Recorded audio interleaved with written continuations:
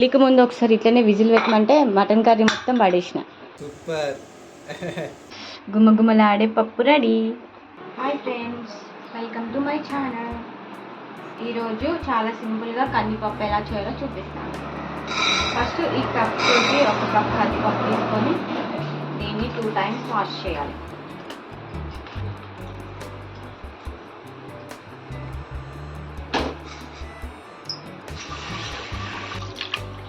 ఇలా మంచిగా క్లీన్ చేసుకోవాలి, లోపల ఉన్న డస్ట్ మొత్తం పోతుంది. ఇప్పుడు ఇదే కప్పుతో 3 or 4 cups వాటర్ పోసుకోవాలి.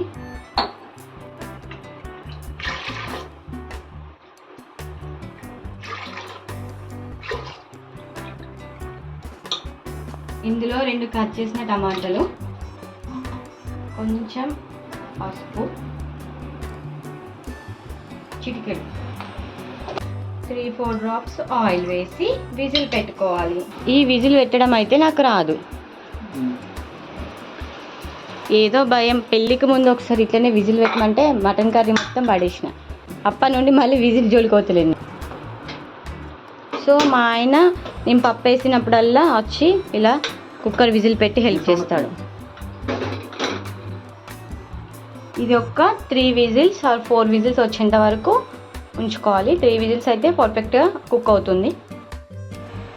ఈలోపు పప్పు ఉడికేలోపు మనం తాలింపుకి ఎల్లిపాయలు పొట్టు తీద్దాం ఫ్రెండ్స్.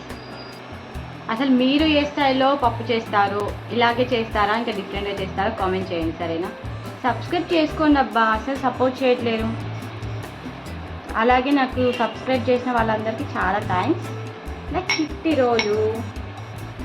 సో నేను ఇప్పుడు ఈ ఎల్లిపాయలు తీసినవి ఇలా వేసి దంచుతున్నా. ఇలా డైరెక్ట్ తీసి వేసుకుంటే మంచి టేస్ట్ ఉంటుంది. నేనైతే ఎప్పుడు పప్పు చేసినా ఎల్లిపాయలు ఎక్కువ యూజ్ చేస్తాను.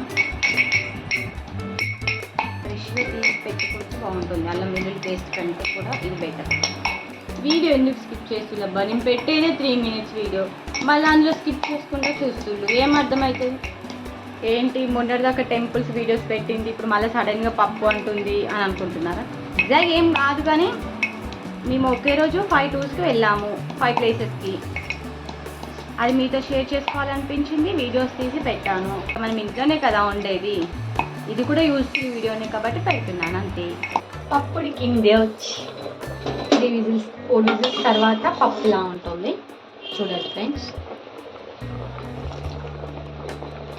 సో ఈ టైంలోనే నేను 2 spoons కారం, 1 spoon సాల్ట్ వేస్తాను. అది 5 minutes ఉడికాక నెక్స్ట్ తాలింపు ఎలా వేయాలో చూపిస్తాను. సో ఈ టైంలోనే కారం వేయాలి. మీరు ఎంత తింటారో కారం మీ టేస్ట్ తగ్గట్టు వేసుకోండి. తర్వాత సాల్ట్ వేయాలి ఫ్రెండ్స్. 1.5 spoon వేస్తున్నాను సాల్ట్. వాటర్ కన్సిస్టెన్సీ చూసుకొని ఇంకా ఎక్కువ వాటర్ కావాలంటే పోసుకోండి. అలాగే ఎక్కువ మంది ఈ టైంలోనే చింతపండు పులుపు వేస్తారు. అమ్మ కూడా అలాగే చేస్తుంది, కానీ నేను ఇక్కడ చింతపండు పులుపు స్కిప్ చేస్తున్నాను, లెమన్ వేస్తాను. సో మీకు కావాలనుకుంటే ఇక్కడనే చింతపండు పులుపు కూడా వేయండి. 5 minutesలో ఇది కారం కూడా ఉడికిపోతుంది. ఈలోపు తాలింపు చేద్దాం. తాలింపు కోసం ఒక బౌల్ పెట్టుకొని అందులో 2 spoons ఆయిల్ పోసుకోవాలి.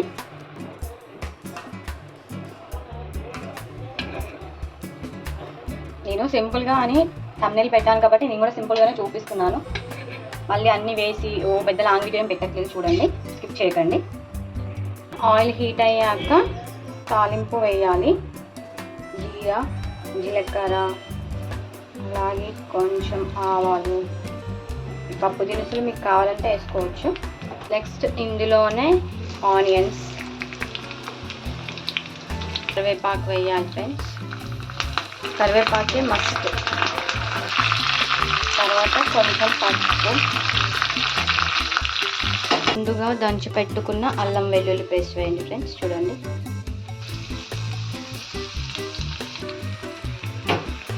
మంచి ఎల్లిపాయ మంచిగా గోలాక స్మెల్ అంతా పోయాక తీసి పప్పులో వేయాలి. ఇది మనం పప్పులో వేసుకోవడం. ఇలా లాస్ట్కి మొత్తం ఒకసారి కలపాలి. మంచి స్మెల్ వస్తుంది ఫ్రెండ్స్ పప్పు. ఫైనల్గా కొత్తిమీర యాడ్ చేసి ఫైనల్గా ఇలా ఉంటుంది పప్పు.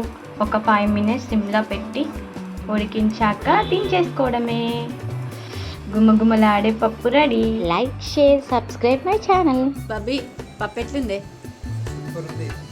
పప్పులో అన్నం కలుపుకుంటున్నా, అన్నంలో పప్పు కలుపుకుంటున్నావా? సూపర్.